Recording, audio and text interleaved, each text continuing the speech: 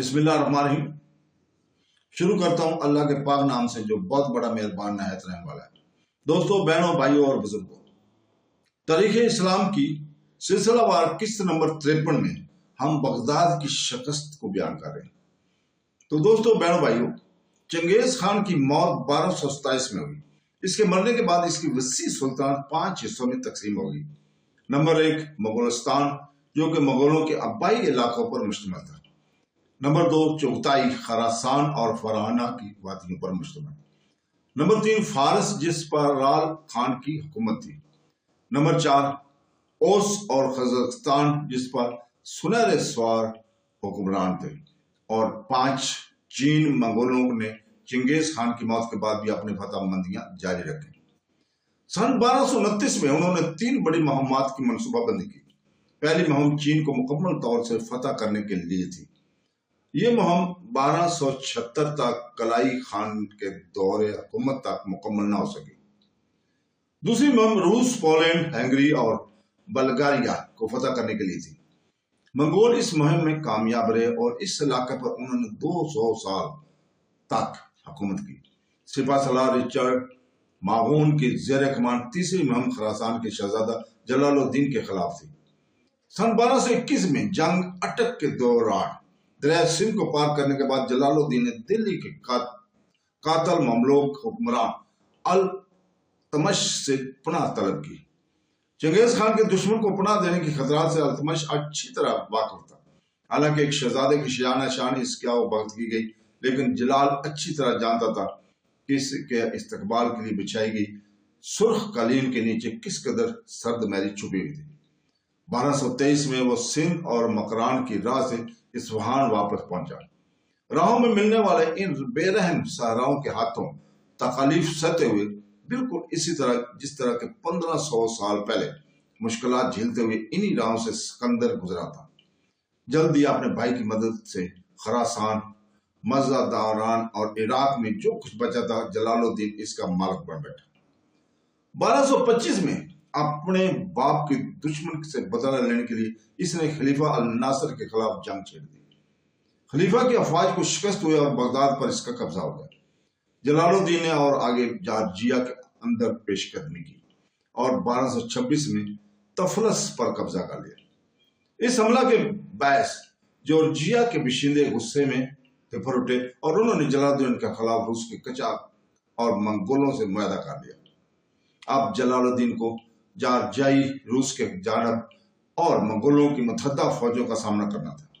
सन 1227 में इस्फहान की जंग में इसने मंगोलों को शिकस्त दी। इसकी जंगी हिकमत अमली ये थी कि मंगोलों का जंग के मैदान में सामना किया जाए। इससे अपने बाप की तरह किला बंद होकर जंग लड़ने के खतरा से गुरेज किया। तेज रफ्तार और घूम कर लपेट लेने वाले हमले की वो महारत जिसके लिए वस्त एशिया वाले मशहूर थे। जलालुद्दीन ने इस महारत को अपनाया, जिसकी वजह से इसे दुश्मनों पर कारी वार करने के मौके मिले। 1229 में नए खलीफा अल मुंतसर ने, जिसका दौरे हुकूमत 1226 था 1242 था, जलालुद्दीन ने दोस्ती का मुआहदा किया, लेकिन अब खुशकिस्मती इसके साथ छोड़ चुकी थी। जर्मागान के मंगोल फौजों ने 1230 में मोगान के मैदानों में एक ऐसी हालत में इसे जार लिया जबकि वो अभी जंग की तैयारी नहीं कर पाया था। जलालुद्दीन बमुश्किल वहां जान बचा कर भाग गया। इसके कुछ ही वक्त बाद एक गिरोह डाकू ने इसे हलाक कर दिया। इस तरह मुसलमानों के बहादुर तरीन सिपाहियों में से एक का खात्मा हो गया। बादशाहों शहजादों की कतारों में चाहे वो मुसलमान हों के ईसाई हो, एक अकेला शहजादा था जिसने मंगोल कबैल गिरोह का खुले मैदानों में बहादुरी शुजात के साथ मुकाबला किया और कई मरतबा इन्हें शिकस्त भी दी। जलालुद्दीन मैदान जंग का बेहतरीन शाहसवार था, लेकिन इसमें तंजीमी सलाहियत की कमी थी, जो कि एक मतबर के खुसूसियत होती है। वो कभी आराम नहीं करता था। इसकी शुजात और निज़ाम मुल्क के ज़काह और फाहम की यकजाई ही मुगलों के इस सलाबी हमलों का जवाब दे सकते थे।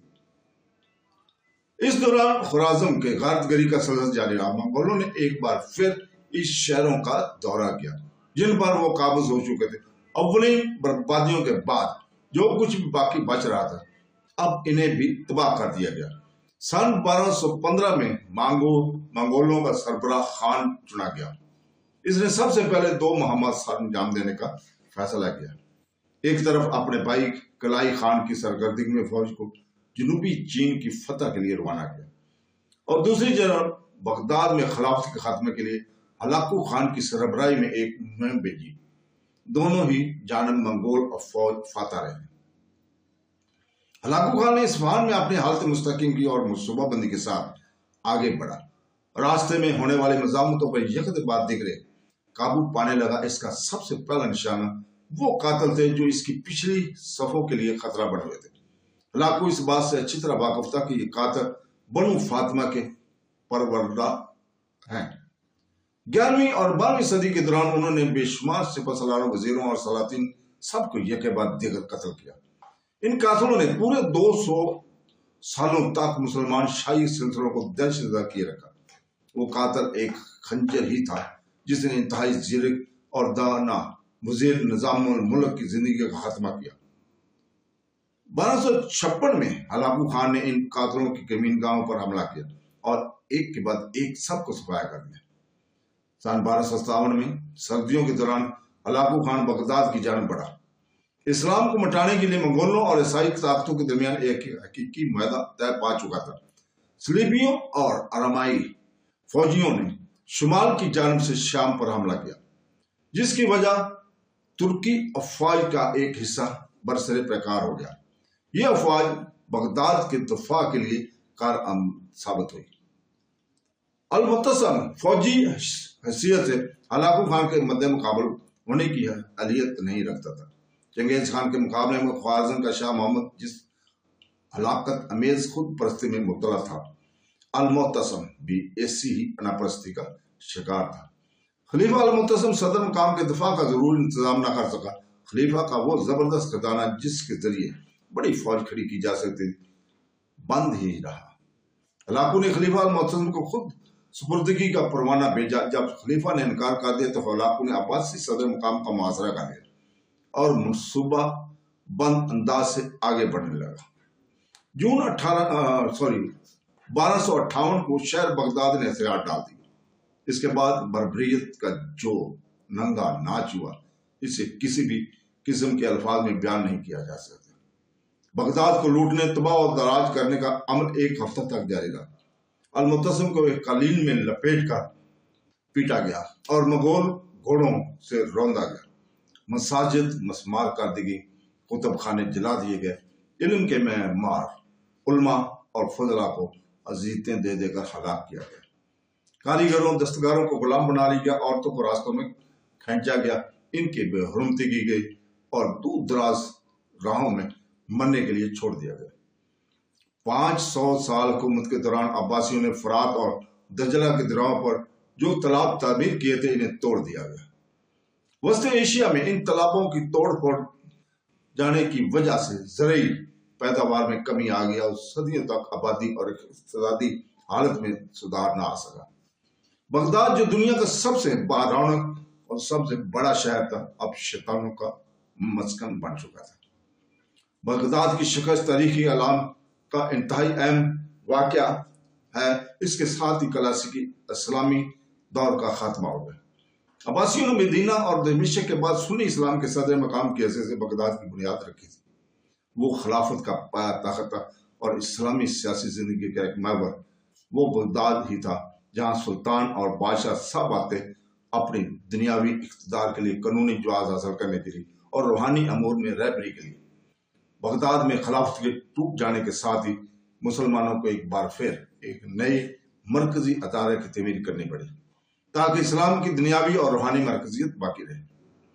हलाकू खान ने जरान में कदम जमा लिया और वहां से इसने नई योरिश शुरू की। सारे इराक पर कब्जा कर लिया। 1260 में मंगोलों, आर्मेनियों और सलीबियों की मुतहदा फौज ने शुमाली शाम के अल्पों में कब्जा कर लिया। अब सुल्तान बाकी रह गया था जो कि मिस्र, मक्का और मदीना की पूंजी है। हिंदुस्तान में अल्तमश और इसकी बेटी रजिया सुल्तान की दानिशमंदी ने सिर्फ दरिया गंगा के मैदान मंगोलों की फतह से बच गए। वक्त अंधेरे में डूबा हुआ था।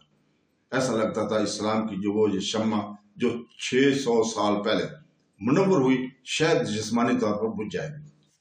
وہ اسلامی تہذیب کی روشنی ہی تھی جس نے علم، فرقرانہ تخلیقات اور تمدن کو 600 سالوں سے زندہ رکھا ہوا تھا، جبکہ اس وقت یورپ تاریخی گھٹا ٹوپ اندھیروں میں ڈوبا ہوا تھا۔ وہ تہذیب اپنے زوال کے برسوں میں بھی روحانیت پرست پہ تھی اور تجرباتیت پرست بھی۔ وہ قدیم یونانی، ہندوستانی، ایران اور مصری تہذیبوں کی خوبیوں کو اپنے میں جذب کر کے ایک بہترین تمدن کو دنیا کے لیے منتقل کر رہی تھی۔ بغداد کی شکست کے بعد اسلام خود ہی اپنی ہی ذات کے تجدید کے دور سے گزرنے لگا۔ اب اس کی توجہ زیادہ تر باطن کی جانب، تصوف کی جانب اور روحانی علوم کی جانب معتبر ہونے لگی۔ یہی وہ صوفی اسلام ہے جسے فاطمی مغولوں کو فتح کرنا تھا۔ ہندوستان، افریقہ اور انڈونیشیا میں لاکھوں کے دل جیتے تھے اور اگلے 400 سالوں تک تینوں بڑے اعظم کی قسمت کو سنوارنا تھا۔ اسی طرح 1258 میں ایک تہذیب مر گئی، لیکن وہی تہذیب اپنی دوسری شاخ، دوسری ٹہنی، دوسرے روپ سے تجدید پا کر اپنا لوہا بنوانے لگی اور ایک بار پھر دنیا میں روشنی پھیلنے لگی اور بکھرنے لگی۔ تو دوستو، اس کے ساتھ ہی ہم آج اجازت چاہتے ہیں کل تک کے لیے۔ کل ہم اسی وقت پھر حاضر ہوں گے۔ اللہ حافظ۔